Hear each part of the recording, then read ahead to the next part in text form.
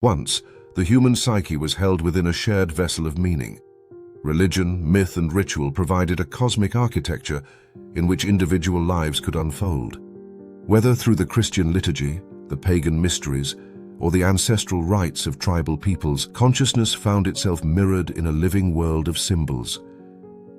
The stars, the sacraments, the seasons, all formed a cohesive language between the visible and the invisible. In Jungian terms, this was the collective container of the psyche, the set of symbolic and metaphysical structures that gave shape to the unconscious energies of humanity. It allowed for the integration of the opposites, light and shadow, masculine and feminine, life and death, within an ordered cosmos. The gods and archetypes had a place. They were not repressed, but enacted through sacred stories and shared forms.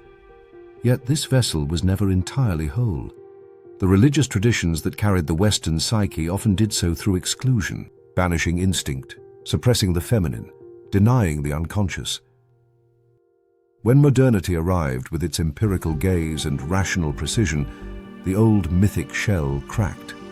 The Enlightenment shattered the sacred canopy that once held the heavens in place. What had been projected onto the gods returned inward as psychology, as neurosis, as longing. Nietzsche's declaration of the death of God was not the end of the divine. It was the collapse of its outer form.